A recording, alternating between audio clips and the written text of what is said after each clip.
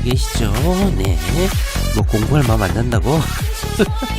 현재 무궁한 경기가 러시아 우크라이나 전쟁 때문에 개판 5분 전이죠. 그러나 절대 이런 거에 휘말리시면 안 됩니다.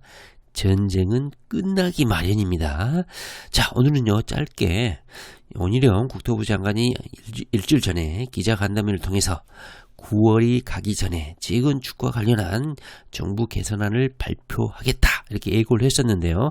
그 결과물이 오늘 발표가 됐습니다. 바로 재건축 부담금 합리화 방안입니다.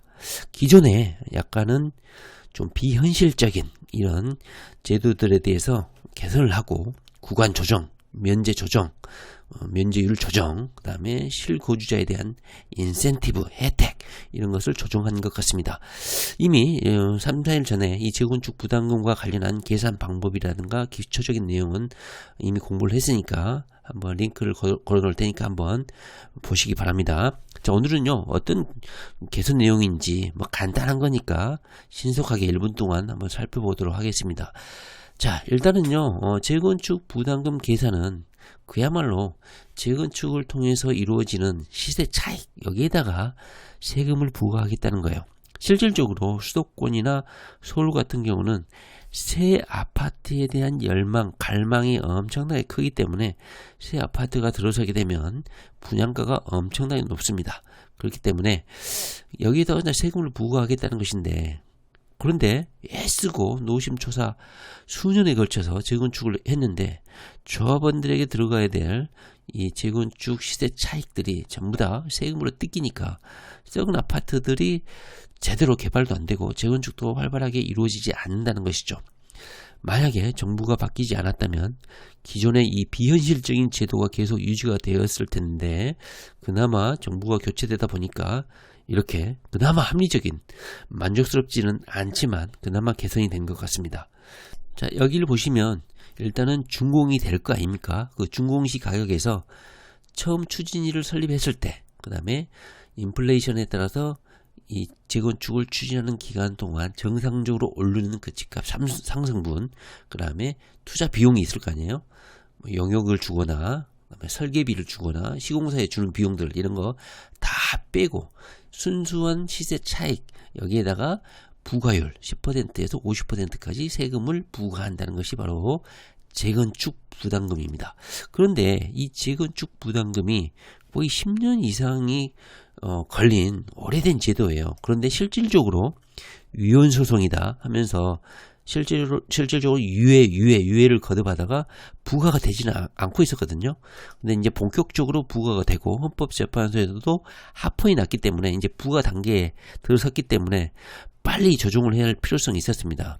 여기 그런데 보시면 이미 오래전에 만들어진 제도다 보니까 여기 보시면 3천만 원만 시세 차익이 나면 계속해서 부과를 하고 있어요. 그 구간도 0.3, 0.5, 0.5, 0.7 이렇게 이 제도가 마련된 지 너무 오래되다 보니까 재건축 투자를 공부를 해보신 분은 아시겠지만 아파트를 재건축해서 분양해보면 시세차익이 기본이 뭐 3억, 5억, 많게는 10억 이 정도로 시세차익이 발생하는데 기껏 3천만 원 면제해주고 최대 뭐 1억 이상 시세차익만 나오면 50% 이상 세금을 때려박아 버리다 보니까 재건축 메리트가 거의 없습니다.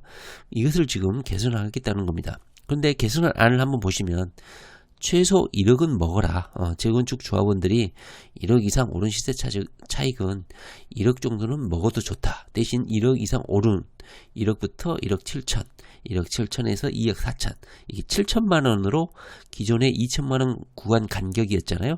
근데 이 7천만 원으로 구간 간격을 늘려주고 최대 3억 8천 초과됐을 때나 50% 세금을 부과하겠다는 겁니다. 그런데 이게 설득력이 있습니까? 수도권, 서울, 재건축 아파트 기본 3억 8천 이상 시세 차익이 납니다. 그렇기 때문에 실제로 이 재건축 부담금 개선 방안은 거의 효과가 없다. 저는 이렇게 결론을 낼 수가 있을 것 같습니다. 기껏해야 효과를 발휘하는 곳은 지방 재건축. 워낙 아파트 가격이 싸기 때문에, 그 다음에 투자 수요도 많지 않는 지방 재건축, 소형 단지, 뭐 수도권이라고 하더라도 입지 안 좋은 곳, 뭐 소규모 단지, 이 정도의 재건축 아파트 정도만 이 재건축 부담금 합리화 방안이 좀 먹혀들 거고, 입지 좋은 곳, 시공사가 공들여서 하는 곳은 기본 3억 8천 이상의 시세 차익이 나기 때문에 50% 이상 세금 뜯기는 건 똑같다. 이렇게 말씀드릴 수가 있을 것 같습니다. 그러나 이 재건축 부담금 합리화 방안, 이 개선 방안이 그나마 유한인 건 뭡니까? 기존에는 3천만 원만 인정해 주던 것이 1억까지는 최소 시세 차익 수입으로 보장해 주겠다. 각 조합원들에게. 이거 아닙니까? 그러니까 1억은 벌 수 있다. 이렇게 생각하시면 그나마 재건축 투자, 재건축 아파트, 재건축 할 만한 동기 유인은 되지 않을까 하는 생각이 듭니다. 물론 그 세부 단계별로 공제를 하거나 여기 보시면 장기 보유자에게는 또 50%를 감면해 주거나 공공기업 인센티브 부분은 또 시세 차익에서 제외를 하거나 1세대 1주택 고령자에게는 납부를 유예하거나 이런 것을 반영을 하게 되면 조금 더 초과 이익에 대한 보유를 가져갈 수 있는 금액이 많긴 하겠죠. 이따가 살펴보겠지만 1세대 1주택 장기 보유 이것도 엄격하고 조건이 매우 까다롭기 때문에 실질적으로 여기 장기 보유자가 감면을 받거나 하는 경우는 많지 않겠다. 10년 이상 여기에 1주택자로서 계속 산 사람한테만 혜택이 주어진다고 하는 것이거든요. 한번 간단히 추가적인 내용을 한번 보도록 하겠습니다. 여기 보면 실질적으로 개선 효과가 있는 곳은 지방. 여기 보시면 서울이죠. 서울 부가 단지 수가 서울 같은 경우 파란색이죠. 28개에서 23개, 기껏해야 5개 정도밖에 줄지 않지 않습니까? 경기 같은 경우도 절반 정도 준다고 하는 것인데 이것도 제가 보기에는 평균의 오류가 아닌가 하는 생각이 듭니다. 자기 입지가 안 좋은 곳의 재건축 단지는 어느 정도 시대 차익이 크지 않을 거기 때문에 그나마 효과는 있겠죠. 자, 어떤 내용으로 개선이 이루어졌는지 한번 스킵을 해보도록 하겠습니다. 자, 정부가 9월 29일 목요일 날 재건축 부담금 합리화 방안을 발표를 했고요. 여기 쭉 한번 읽어보시고 합리화 방안의 주요 내용은 다음과 같다. 부과 기준을 현실화했다. 시장 변화 등을 고려했다. 왜냐하면 기존에 10년 전에 주택 가격을 기준으로 하다 보니까 3천만 원 이하만 면제를 해주고 시세 차익이 1억 원 정도 날 것이다. 이런 허무맹랑한 것을 가정을 했다는 것이죠.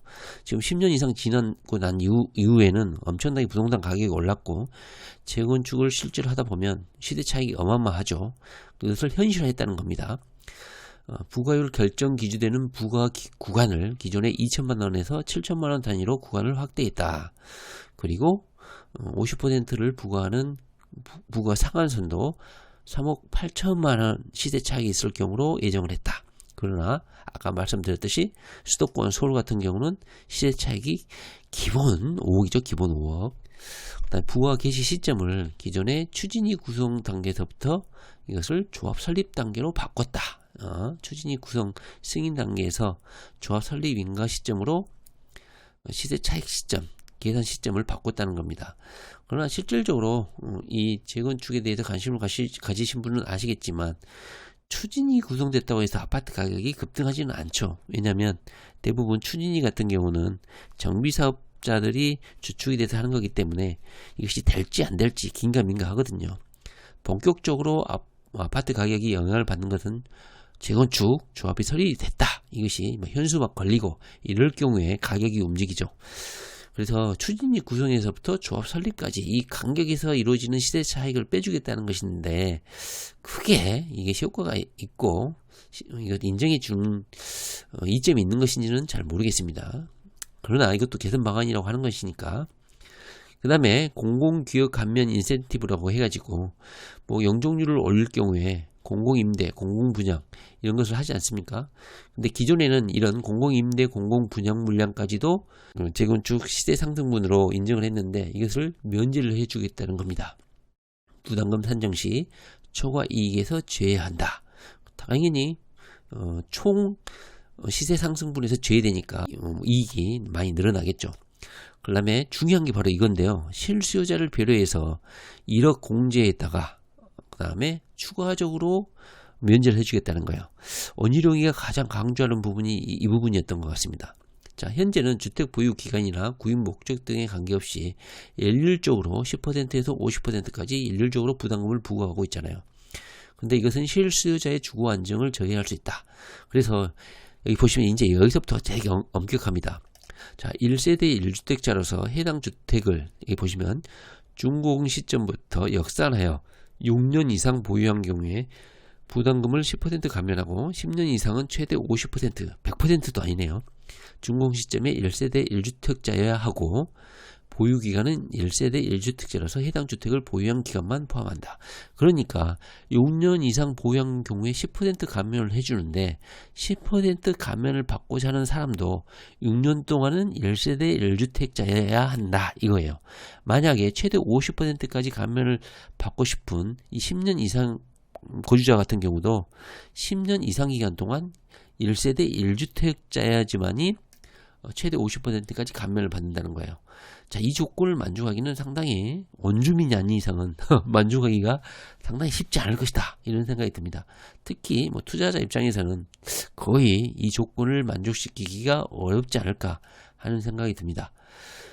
그러니까 10년 이상 계속해서 그 아파트에 살고 있어야지만이 아까 봤던 3억 8천인가요? 3억 8천 50% 감면에다가 추가로 또 50%를 감면시켜준다는 것이기 때문에 1세대 1주택자에게는 50% 할인, 50% 할인, 두 번의 할인을 면제를 받을 수 있는 것이죠. 물론 실질적인 거주자에게는 아마 큰 면제 효과가 있지 않을까 하는 생각이 듭니다. 그야말로 실수요자를 배려한 개선 방안이 아닌가 싶습니다. 실질적으로 원주민들이 많은 실거주자가 많은 곳은 재건축의 개발 요인이 되지 않을까 하는 생각이 듭니다.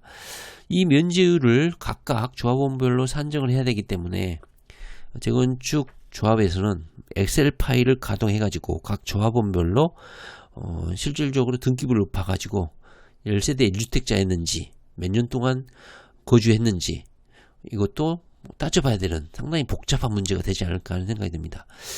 자, 결론적으로 다시 한번 정리해보면 여기 보시면 부가 기준을 현실화했다. 초과 이익 구간도 넓혔다.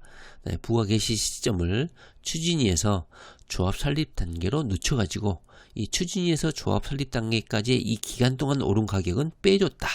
그 다음에 공공임대, 공공분양 이것을 통해서 국가에게 기부 체납한 그 부분은 시대 차익 부분에서 제외를 해줬다. 그 다음에 실수요자들, 6년 이상 거주자들, 10년 이상 거주자들, 그런데 1세대 1주택자였던 분들은 50% 감면, 아까 3억 8천 감면해서 추가로 또 50%를 감면해줬다. 50% 두 번 감면해 준 것이죠. 그래서 실거주자에게는 혜택이 좀 클 수도 있겠다 이런 생각이 드네요. 그러나 아까 봤듯이 시세 상승분 3억 8천 이거 수도권에는 기본적으로 상승을 하기 때문에 3억 8천 초과는 50%까지 또 부과를 세금을 하기 때문에 실질적으로 지방의 정도 4억 8천 지방은 재건축한다고 해서 이 정도는 오르진 않잖아요. 입지 좋은 수도권 그 다음에 서울 같은 경우는 기본 3억 8천 오르잖아요. 그래서 서울 수도권은 크게 이번 개선안이 크게 도움은 되지 않을 것이다. 다만 1억 정도는 최소 보장을 해주겠다. 이렇게 생각을 하시면 될 것 같습니다. 기존에는 3천만 원까지만 면제를 해준다고 했거든요. 얼마나 비현실적이야. 그나마 좀 현실에 부합되게 했는데 이것도 좀 부족하다 이런 생각은 듭니다. 자, 재건축 시장에 어느 정도 도움이 될까요? 제가 보기에는 1세대 1주택 거주자가 많은 곳은 호응률이 높지 않을까 이런 생각이 듭니다. 왜냐면 많은 혜택을 주고 있잖아요. 자, 오늘은요 정부가 발표한 재건축 부담금 개선 방안 한번 신속하게 살펴봤습니다. 다시 한번 국토교통부에 자료가 있으니까 한번 정독을 해보시기 바랍니다. 이해관계자들 재건축 조합원들 말이죠. 네, 부동산 공부 열심히 하시기 바랍니다. 네, 감사합니다.